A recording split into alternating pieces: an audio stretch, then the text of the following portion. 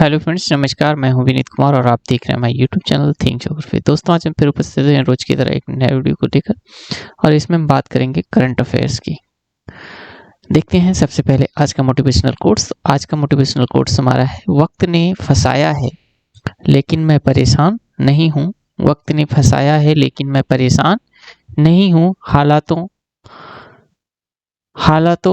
हर जाऊं, हालातों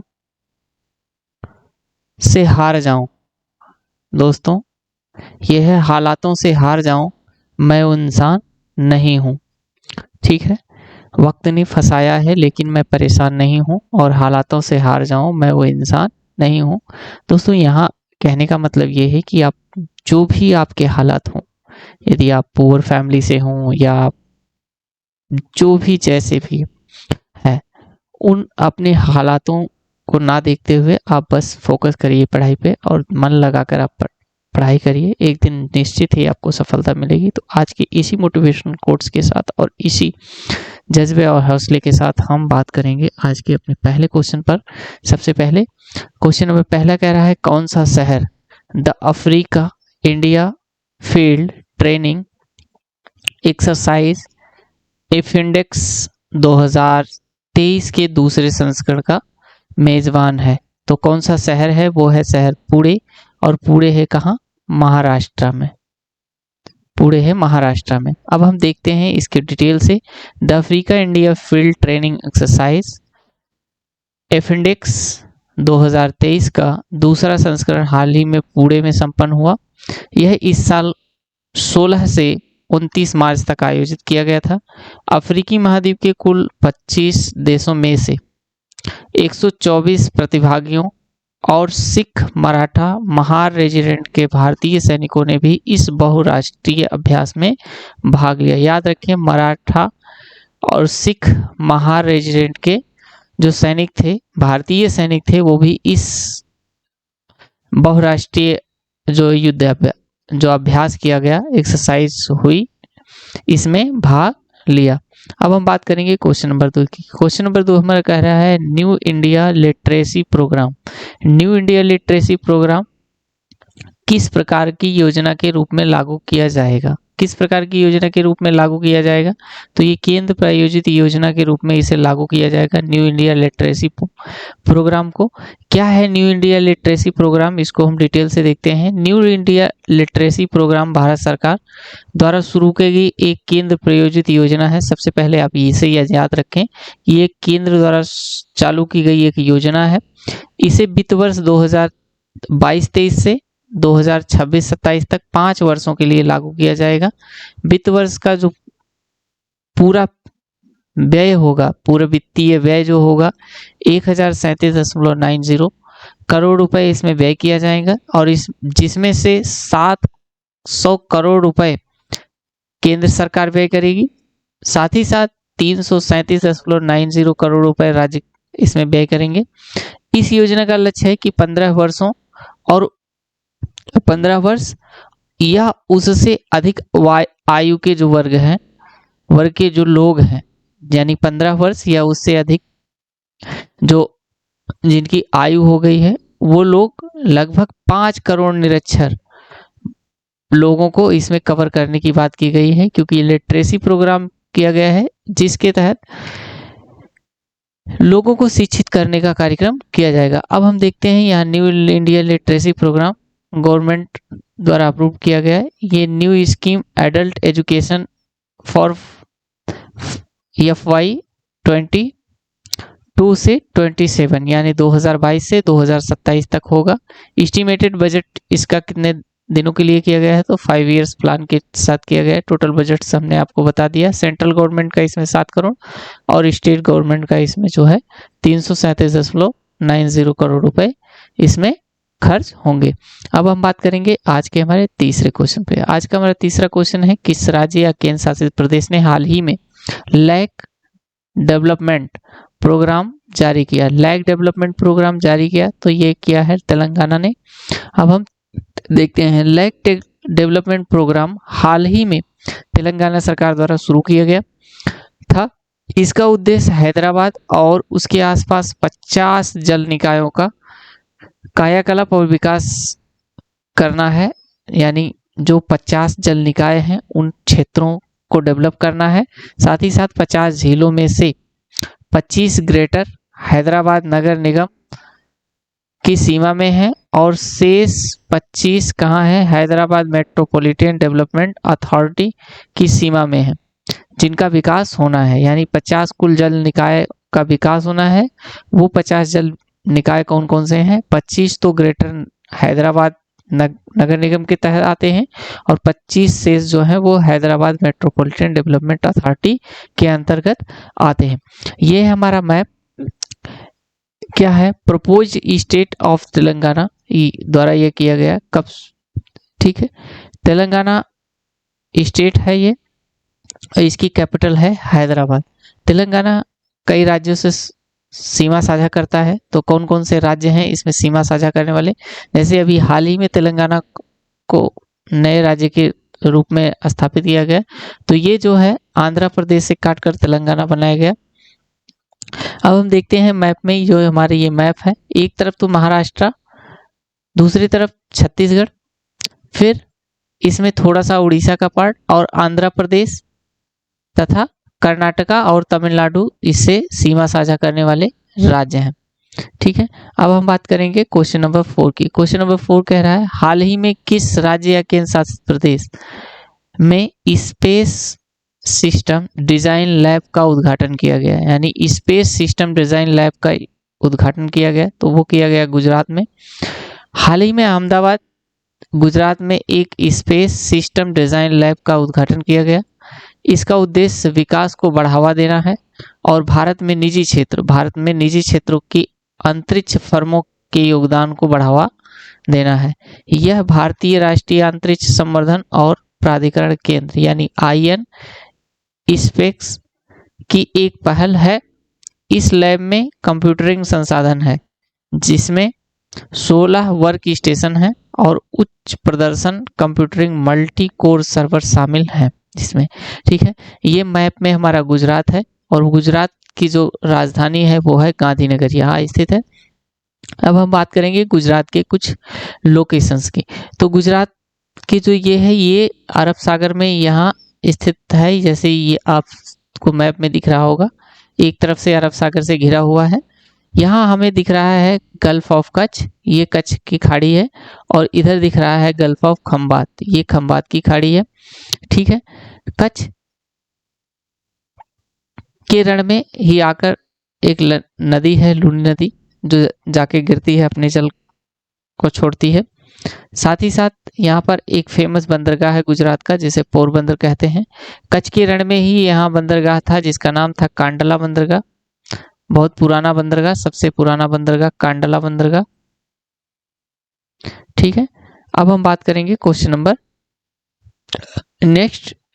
लेकिन उससे पहले हम देखते हैं गुजरात से, चूंकि ये क्वेश्चन जुड़ा हुआ था तो गुजरात में ही चर्चा में था स्टैचू ऑफ यूनिटी, जो सरदार वल्लभ भाई पटेल को समर्पित था। ठीक है, ये है नर्मदा नदी और नर्मदा नदी के तट पर ही ये बनाया गया था, जो है स्टैचू ऑफ यूनिटी। अब देखते हैं गुजरात से जुड़े हुए कुछ महत्वपूर्ण चीजें। गुजरात राज्य की जो स्थापना हुई 1 मई 1960 में हुई थी। गुजरात राज्य की राजधानी की बात की हमने तो गांधीनगर, जबकि यहाँ का सबसे बड़ा नगर की बात करें तो ये अहमदाबाद है। अहमदाबाद सूती वस्त्र उद्योग के लिए जाना जाता है। ठीक है, भारत का मैनचेस्टर भी अहमदाबाद को कहते हैं, आप याद रखें। गुजरात के प्रथम मुख्यमंत्री श्री शिवजीराज नारायण मेहता थे और प्रथम राज्यपाल जो थे मेहदी नवाज जंग जी थे। वर्तमान में मुख्यमंत्रियों की बात करें तो वर्तमान में यहाँ के जो मुख्यमंत्री हैं, ये याद रखना है आपको, विजय रूपाणी जी हैं। और वहीं यहाँ के राज्यपाल की बात करें तो ओम प्रकाश कोहली जी यहाँ के वर्तमान राज्यपाल हैं। गुजरात राज्य का कुल क्षेत्रफल की बात करें तो 19,624 प्रति वर्ग किलोमीटर, यानी इतना वर्ग किलोमीटर क्षेत्रफल है इसका। गुजरात में कुल 26 जिले हैं। ठीक है, अब गुजरात राज्य में कुल लिंगानुपात की बात करें तो 1000 पुरुषों में से 918 महिलाएं हैं। गुजरात राज्य में जनसंख्या घनत्व की बात करें तो 310 प्रति वर्ग किलोमीटर, यानी 1 वर्ग किलोमीटर में 310 व्यक्ति निवास करते हैं। जबकि गुजरात की कुल जनसंख्या की बात करें तो 6,03,83,628 है। वहीं गुजरात राज्य में लगभग पुरुषों की संख्या इतनी है और महिलाओं की संख्या इतनी है। कुल साक्षरता दर की बात करें तो 79.31% है। और वहीं गुजरात की मुख्य भाषा की बात करें तो गुजराती यहाँ की मुख्य भाषा, साथ ही साथ हिंदी और अंग्रेजी भी यहाँ बोली जाती है। समुद्री तट रेखा चूंकि सबसे लंबी तट रेखा है तो 1600 किलोमीटर से इसकी समुद्री तट रेखा है। वहीं गुजरात राज्य में 182 विधानसभा है, 26 लोकसभा सीटें यहाँ हैं और 11 राज्यसभा सीटें हैं। यहाँ का प्रमुख जो नृत्य है वो है गरबा नृत्य, जो बहुत प्रसिद्ध फेमस नृत्य है, कई बार पूछा जाता है। साथ ही साथ यहाँ गुजरात में जो है कपास की खेती अधिक होती है, तंबाकू भी होता है और मूंगफली की खेती की जाती है। उत्पादन के मामले में अगर हम देखें तो देश का यह जो है कपास, तंबाकू और मूंगफली में उत्पादन में यह प्रमुख राज्यों में से एक राज्य है। कांडला बंदरगाह, जैसे हमने बताया, कांडला गुजरात का एक प्रमुख बंदरगाह है, जबकि गुजरात में कुल 40 बंदरगाह है। ठीक है, वर्तमान में गुजरात में कुल 40 बंदरगाह है, लेकिन कांडला उसमें से एक प्रमुख बंदरगाह के रूप में जाना जाता है। तो ये तो रही बात गुजरात से जुड़ी हुई इतनी चीजें। अब हम बात करेंगे क्वेश्चन नंबर 5 की। क्वेश्चन नंबर 5 हमारा कह रहा है कि भारत ने हाल ही में किस यूरोपीय देश के साथ रक्षा सहयोग समझौते यानी डिफेंस कोऑपरेशन एग्रीमेंट पर हस्ताक्षर किया है? किसके साथ किया है? तो ये किया है रोमानिया के साथ। किसने किया है? भारत ने किया है। तो भारत और रोमानिया रक्षा सहयोग समझौता हाल ही में दोनों देशों द्वारा हस्ताक्षरित किया गया था। यह सशस्त्र बलों के किसके लिए? सशस्त्र बलों के बीच व्यवहारिक सहयोग की नींव रखेगा। यह दोनों हस्ताक्षरकर्ताओं के बीच सैन्य संबंधों का विस्तार करने में मदद करेगा। आपको बता दें, रोमानिया और भारत के बीच जो सैन्य संबंध है उसको विस्तार देने के लिए यह सहयोग समझौता संपन्न किया गया है। ये है मैप में रोमानिया, ठीक है, जो ब्लैक सी से एक तरफ से घिरा हुआ है, यानी ब्लैक सी से टच होता है रोमानिया। ठीक है, मैप में ये आपको जो दिख रहा है ये है रोमानिया। अब हम बात करेंगे रोमानिया जैसे एक तरफ यूक्रेन से घिरा हुआ है, दूसरा मालदीवा से, तीसरा हंगरी से और साथ ही साथ सर्बिया से और बुल्गारिया से ये अपनी सीमा साझा करने वाला देश है। ठीक है, तो ये तो जानकारी थी इतनी जो है हमारे इस क्वेश्चन नंबर 5 से। अब हम बात करेंगे, चूंकि उत्तर प्रदेश एग्जाम होने वाला, उत्तर प्रदेश पीसीएस, तो उत्तर प्रदेश के सामान्य ज्ञान एवं उससे सामान्य अध्ययन से कुछ प्रश्न पत्र बन सकते हैं, तो उसकी चर्चा हम करेंगे। आज का हमारा पहला क्वेश्चन है, इसमें तीर्थों का राजा किसे कहा जाता है? 4 ऑप्शन दिए गए, प्रयागराज, वाराणसी, सोरोजी या विंध्याचल को। तो तीर्थों का राजा जो कहा जाता है वो प्रयागराज को कहा जाता है, यानी राइट ऑप्शन हमारा ये होगा, प्रयागराज। फिर हिंदू संस्कृत के मान्यता के अनुसार प्रयागराज यानी वर्तमान इलाहाबाद तीर्थों का राजा कहा जाता है। अब हम बात करेंगे उत्तर प्रदेश। उत्तर प्रदेश का पूर्वी देशांतर विस्तार कितना है ये पूछा गया है। तो उत्तर प्रदेश का जो देशांतरी विस्तार है वो 77 डिग्री 3 मिनट से लेकर 84 डिग्री 39 मिनट के मध्य है, यानी ऑप्शन नंबर बी हमारा राइट ऑप्शन यहाँ। फिर नेक्स्ट है क्वेश्चन नंबर 3 कह रहा है उत्तर प्रदेश राज्य की सीमा देश नेपाल मिलाकर कितने राज्यों से मिलती है? उत्तर प्रदेश की जो राज्य की सीमा है वो पड़ोसी देश नेपाल से मिलाकर कितने राज्यों से मिलती है? ठीक है, तो कुल 10 राज्यों से सीमा साझा करता है, जो नेपाल को साथ में जोड़कर।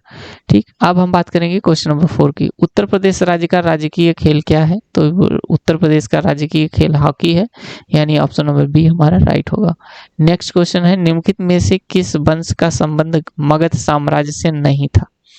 मगध साम्राज्य से किस वंश का नहीं है? हर्यक वंश का, शिशुनाग वंश का, चोल नंग वंश का या नंद वंश का? तो यहाँ पर चोल वंश का संबंध जो है मगध साम्राज्य से नहीं है, यानी ऑप्शन नंबर सी यहाँ पर राइट होगा। नेक्स्ट क्वेश्चन है मलिक सरदार ख्वाजा जहां ने किस वर्ष जौनपुर में एक स्वतंत्र राज्य की स्थापना की थी? तो किस वर्ष में की थी? तो ये की थी 1394 में, यानी ऑप्शन नंबर सी हमारा राइट ऑप्शन। अब हम बात करेंगे question number next question number हमारा कह रहा है, क्वेश्चन नंबर 7 कह रहा है कि कलकत्ता में संपन्न हुए भारतीय राष्ट्रीय कांग्रेस के द्वितीय अधिवेशन में उत्तर प्रदेश के प्रतिनिधियों की संख्या कितनी थी? तो ये संख्या थी 74, यानी ऑप्शन नंबर डी हमारा राइट ऑप्शन। फिर नेक्स्ट क्वेश्चन है, उत्तर प्रदेश राज्य में भारतीय राष्ट्रीय कांग्रेस का प्रथम अधिवेशन 1888 ईस्वी में इलाहाबाद में संपन्न हुआ था। इस अधिवेशन की अध्यक्षता किसने की थी? किसने इसकी अध्यक्षता की थी? पंडित जवाहरलाल नेहरू ने, गोपाल कृष्ण गोखले ने, या सर विलियम वेंडरबर्न ने की थी, या जॉर्ज जूले ने की थी? तो यहाँ ऑप्शन राइट होगा वो हमारा टी, जॉर्ज जूले ने की थी। अब क्वेश्चन नंबर 9 की बात करेंगे, चंद्रशेखर आजाद का संबंध किस पार्टी से था? चंद्रशेखर आजाद का संबंध जो था ऑप्शन नंबर डी यहाँ पर हमारा राइट होगा, हिंदुस्तान सोशलिस्ट रिपब्लिक एसोसिएशन जो था उसे संबंध था किसका? चंद्रशेखर आजाद का। अब हम बात करेंगे क्वेश्चन नंबर 10 की, करो या मरो का नारा का संबंध किससे है? सविनय अवज्ञा आंदोलन से है, या भारत छोड़ो आंदोलन से है, या असहयोग आंदोलन से, या इनमें से कोई नहीं। तो करो या मरो का नारा जो दिया था गांधी जी द्वारा दिया गया, ये दिया गया था भारत छोड़ो आंदोलन के समय। ऑप्शन नंबर बी यहाँ पर हमारा राइट ऑप्शन होगा। ठीक है, इस तरह से हमने ये चर्चा की 10 क्वेश्चंस उत्तर प्रदेश और सामान्य जीके से। वीडियो कैसे लगी कमेंट बॉक्स में लिखना ना भूलें। वीडियो पसंद आई तो प्लीज़ वीडियो को लाइक करें, चैनल पर नए हैं तो चैनल को सब्सक्राइब करें और शेयर करना ना भूलें। दोस्तों, एक वीडियो बनाने में काफ़ी मेहनत लगती है, तो आप इस मेहनत को देखते हुए आप ज़रूर वीडियो को देखें और अधिक से अधिक दोस्तों तक शेयर करें। Thank you.